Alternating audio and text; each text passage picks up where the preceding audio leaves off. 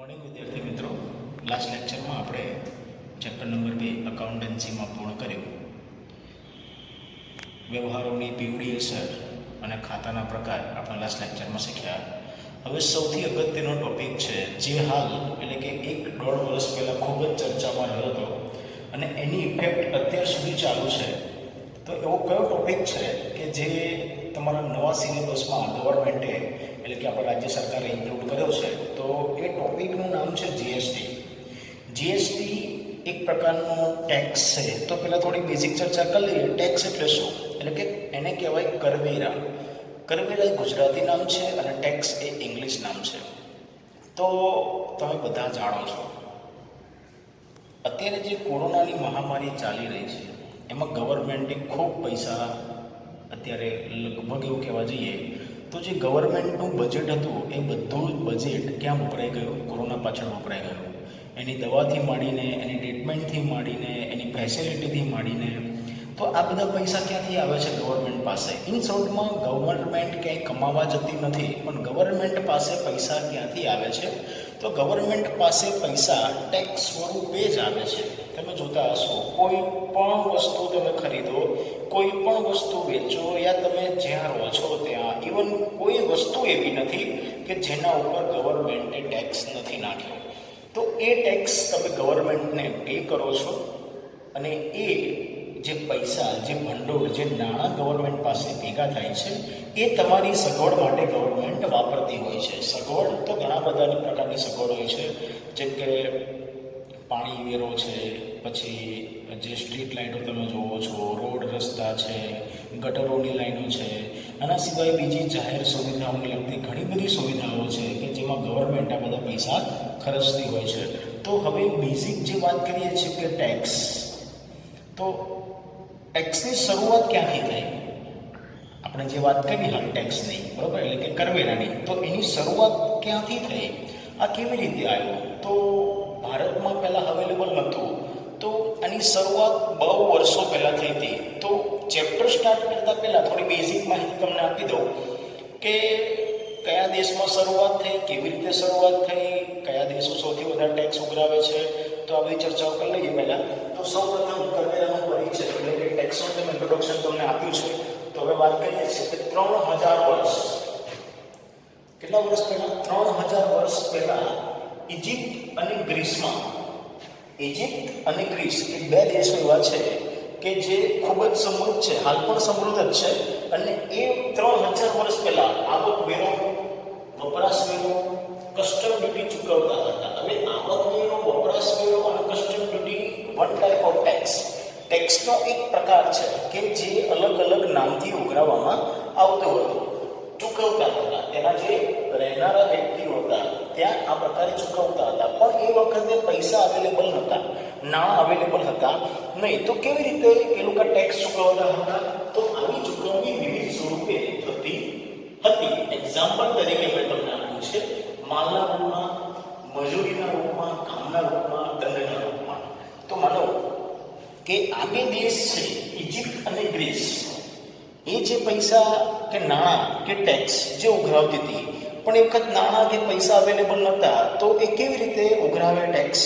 તો એ જ્યાં જરૂર પડે ત્યાં માણસોને કામે બોલાવી લે, જ્યાં જરૂર પડે ત્યાં માલ ઉઘરાઈ લે, જ્યાં જરૂર પડે ત્યાં દંડ સ્વરૂપે કામ કરાવે, યા દંડ સ્વરૂપે કોઈ પણ વસ્તુ એ લોકો ટેક્સના બદલામાં કરાવતા, મજૂરીના રૂપમાં કરાવતા. એટલે કે આ રીતે એ ટેક્સ ઉઘરાવતા હતા. હવે આગળ વાત કરીએ, 19મી સદીમાં ભારતમાં બ્રિટિશ હુકુમતનો મતલબ થાય અંગ્રેજો. કઈ સદીમાં? 19મી સદીમાં બ્રિટિશ હુકુમતની શું થઈ?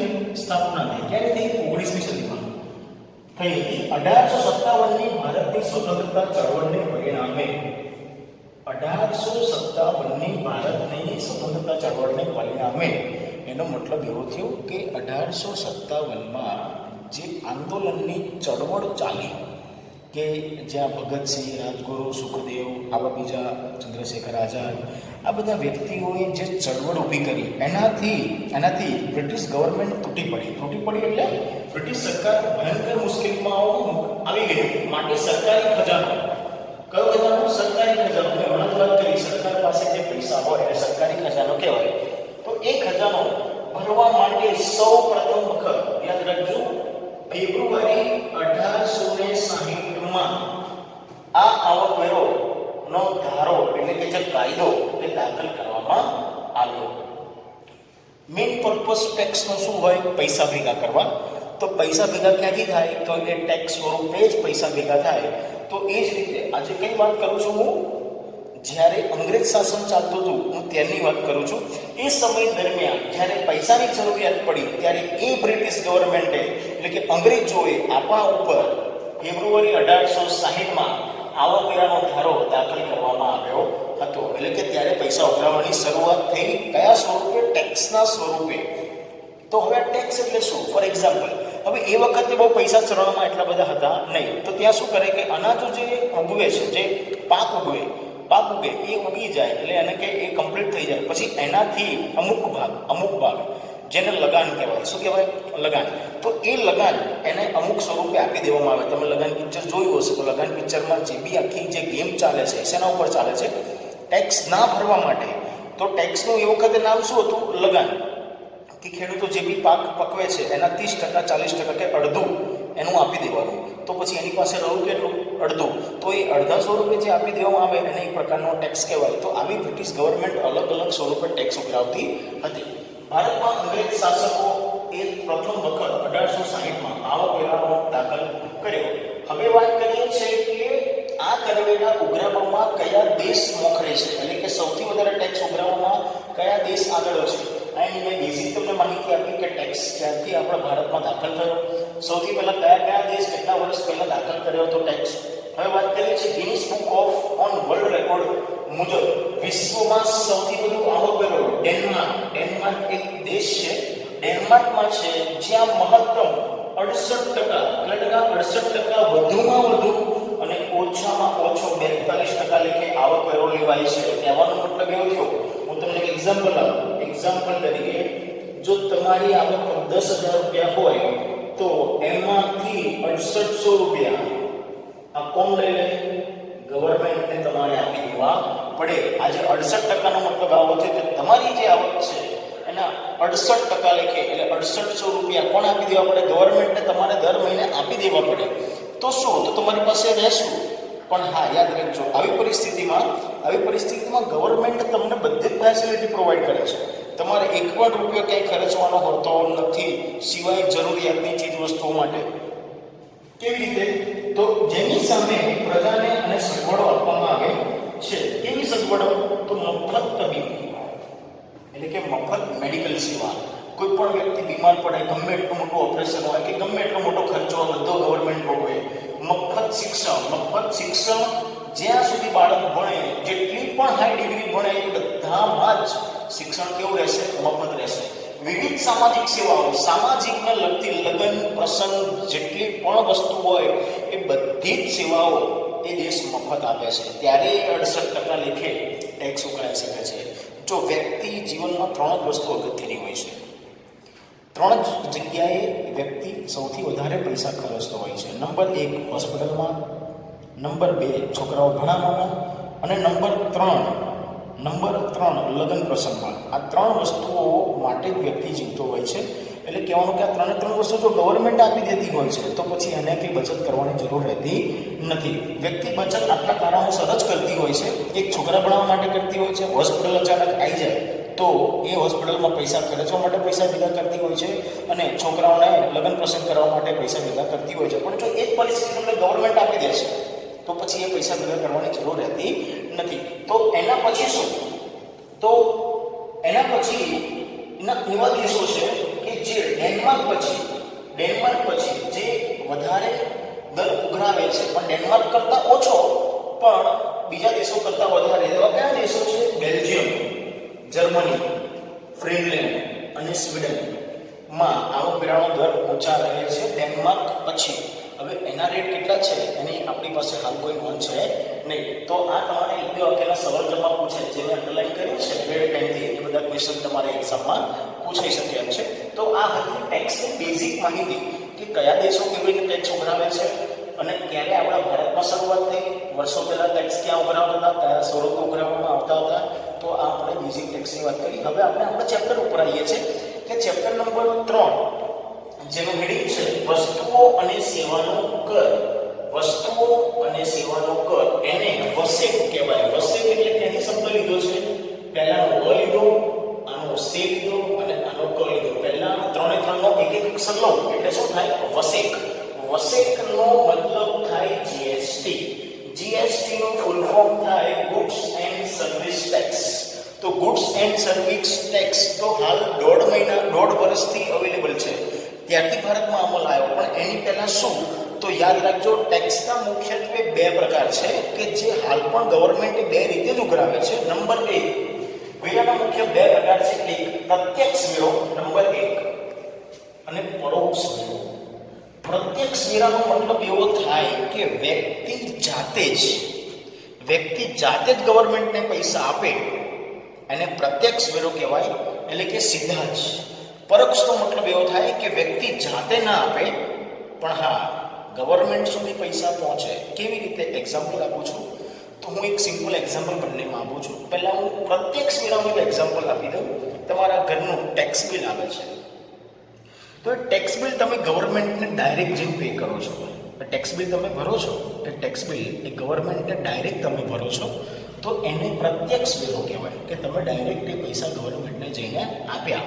પણ પરોક્ષ વેરો એટલે કયો વેરો એવો? તો એનું એક્ઝામ્પલ આપું છું કે તમે પેટ્રોલ ભરાવો છો બાઇકમાં, તો એ પેટ્રોલ ઉપર સૌથી વધારે ટેક્સ લાગે. તમને કદાચ એ ના ખબર હોય તો હું થોડું ક્લિયર કરી દઉં તમને કે પેટ્રોલ ઇન્ડિયન ગવર્મેન્ટને બહુ સસ્તા ભાવે પડે છે, પણ ગવર્મેન્ટ એના ઉપર સૌથી વધારે ટેક્સ ચડાવે છે.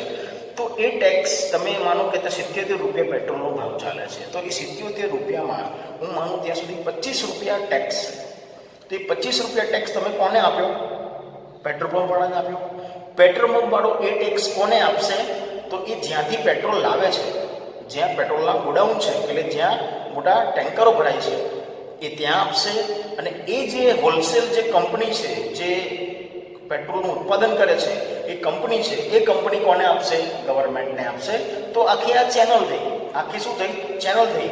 તો એ ચેનલ એટલે કે વાયા તમે કોને આપ્યો? પેટ્રોલ પંપ વાળાને.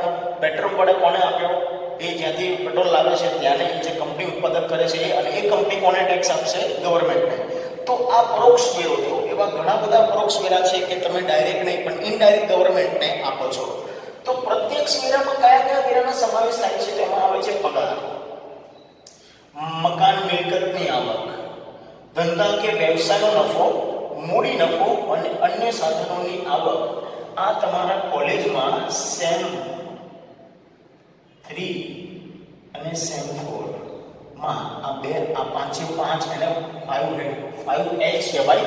5 હેડ જે ખૂબ જ અગત્યના છે. પ્રત્યક્ષ વેરો સેમ 3 અને સેમ 4 કોલેજમાં તમે જ્યારે અભ્યાસ કરશો ત્યારે આની ડિટેલ ચર્ચા કરવામાં આવશે. અત્યારે ખાલી આટલું યાદ રાખવાનું છે કે પ્રત્યક્ષમાં 5 હેડનો સમાવેશ થાય છે.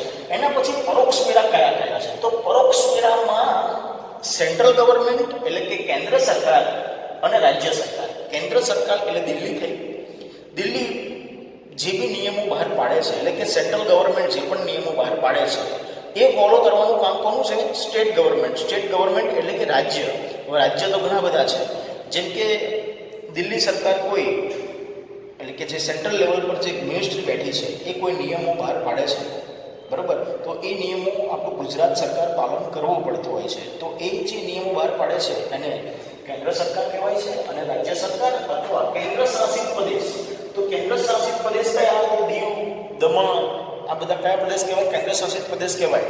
જેમ કે ચંદીગઢ છે, આ બધા જે લગભગ 8 થી 9 કેન્દ્ર શાસિત પ્રદેશો છે, એને પણ આ વસ્તુ લાગુ પડે છે. તો એ લોકો કયા ટેક્સ ઉઘરાવતા હતા? કયા ટેક્સની વાત કરીએ છીએ આપણે? પરોક્ષ ટેક્સની વાત કરીએ છીએ. તો એમાં કેન્દ્રીય વેચાણ વેરો એને કહેવાય સેલ્સ ટેક્સ, કેન્દ્રીય આબકારી જકાત એક્સાઇઝ ડ્યુટી એટલે કે ઇમ્પોર્ટ એક્સપોર્ટ ટેક્સ, વધારાની કસ્ટમ ડ્યુટીને કસ્ટમ ડ્યુટી જ કહેવાય, અને સેવા કર એને કહેવાય સર્વિસ ટેક્સ. તો આટલા બધા ટેક્સ એ કેન્દ્ર સરકાર ઉઘરાવતી હતી. રાજ્ય સરકાર શું ઉઘરાવતી હતી? મૂલ્ય વૃદ્ધિ વેરો એને કહેવાય વેટ. શું કહેવાય? વેલ્યુ એડેડ ટેક્સ એને કહેવાય વેટ. ખરીદ વેરો પરચેસ ટેક્સ, વેચાણ વેરો સેલ્સ ટેક્સ, અને મનોરંજન વેરો એન્ટરટેનમેન્ટ ટેક્સ. તો આટલા ગવર્મેન્ટ રાજ્ય સરકાર ઉઘરાવતી હતી, જે તે રાજ્ય સરકાર, અને આટલા ટેક્સ એ સેન્ટ્રલ ગવર્મેન્ટ ઉઘરાવતી હતી. એટલે કે બંને ભેગા થઈએ ત્યારે ગવર્મેન્ટને કુલ આવક ભેગી થતી હતી. પણ ગવર્મેન્ટે શું કર્યું?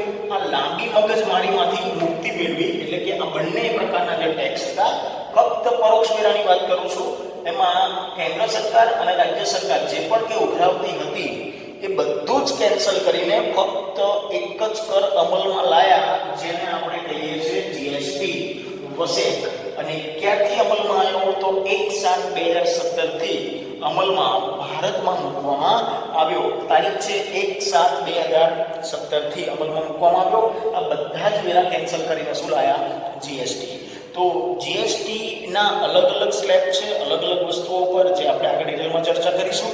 હવે વાત કરીએ છીએ વિશ્વના લગભગ 160 દેશ એવા છે કે જ્યાં જીએસટી અમલમાં છે. 160 દેશ. આપણે તો બહુ પાછળ છે એવું કહેવાથી ચાલે કે આપણી પહેલા એટલા ઘણા બધા દેશો છે કે જીએસટી વર્ષોથી ચાલે છે, કે જ્યાં એક જ કર ઉઘરાવવામાં આવે છે. એના પછી વાત કરીએ છીએ જીએસટીનો સૌપ્રથમ પ્રારંભ 1954માં ફ્રાન્સમાં થયો હતો. તમે વિચારો, આપણે 2017માં લાયા, પણ ફ્રાન્સમાં ક્યાંથી અમલમાં છે? 1954માં, જ્યારે આપણો દેશ આઝાદ થયો ને, અને એના 2-5 વર્ષ સુધી પછી જ એ દેશે લગભગ ટેક્સ જીએસટી નાખી દીધો હતો પ્રજાઓ પર. તો અહીંયા તો આપણે જો કેટલો દેશ આપણો પાછળ છે, 2017માં અમલ કર્યો છે. હવે વાત કરીએ છીએ ફક્ત કેનેડા એવો દેશ છે. કયો દેશ એવો છે? કેનેડા એવો દેશ છે કે જે બેવડો જીએસટી અમલમાં છે. બેવડો જીએસટી એટલે કે ડબલ રેટ. માનો કે અહીંયા 10% ચાલતો હોય ત્યાં 20% ચાલે છે. એટલે કે જે રેટ અહીંયા અવેલેબલ છે એનાથી ડબલ રેટ. એ કયો દેશ એવો છે? કેનેડા દેશ એવો છે કે જ્યાં ડબલ રેટથી ઉઘરાવે છે. હવે જે આપણે શીખવાના છે એ 5 જીએસટી વેરાના કાયદા બનાવવામાં આવે છે. ગવર્મેન્ટે આ બધું જ કાઢીને, આ બે વસ્તુ કાઢીને 5 કાયદા બનાવ્યા. CGST act, SGST act, UTGST act, LGST act અને the GST compensation cess act. તો આનો મતલબ શું થાય? સેન્ટ્રલ એટલે કેન્દ્રીય. કેન્દ્ર સરકાર જે ઉઘરાવશે, કેન્દ્ર સરકારને જે પણ કે જીએસટી મળશે એને central goods and service tax કહીશું. S એટલે સ્ટેટ, S એટલે સ્ટેટ, સ્ટેટ એટલે રાજ્ય. સ્ટેટ ગવર્મેન્ટ જે પણ ઉઘરાવશે એને આપણે કહીશું state goods and service tax. UTGST નો મતલબ શું થાય? UTGST act, union territory goods and service tax. તો આ કોણ ઉઘરાવશે? તો આ કેન્દ્ર શાસિત પ્રદેશ પણ ઉઘરાઈ શકે છે. એ હું આગળ સમજાવીશ તમને કે કયો કર કેવી રીતે ઉઘરાવે છે ગવર્મેન્ટ. આઈજીએસટી નો મતલબ થાય integrated goods and service tax. જ્યારે અમુક વ્યવહાર કેન્દ્ર સરકાર, રાજ્ય સરકાર અને કેન્દ્ર શાસિત પ્રદેશ સરકાર આ બધા ભેગા થઈને કરતા હોય ત્યારે integrated goods and service tax પણ લેવાતો હોય છે. અને છેલ્લો છે the GST compensation tax act. તો આ છે ને એ સ્પેશિયલ પ્રોવિઝન છે, બરાબર. આનો લગભગ આપણે અભ્યાસમાં કોઈ ઉપયોગ છે નહીં. આપણે CGST, SGST, UTGST અને IGST આ બધા જ કરવેરા છે. કોણ કેવી રીતે ઉઘરાવે છે એને હવે પછી લેક્ચરમાં ચર્ચા કરીશું કે આ બધાનો શું મતલબ છે. તો આપણે આ 4 ખૂબ અગત્યના છે જે શીખવાના છે. તો આજના લેક્ચરમાં મિત્રો આટલે સુધી કમ્પ્લીટ કરીએ છીએ. હવેના પછી લેક્ચરમાં આગળ વધીશું. એ લેક્ચર પૂર્ણ થયા.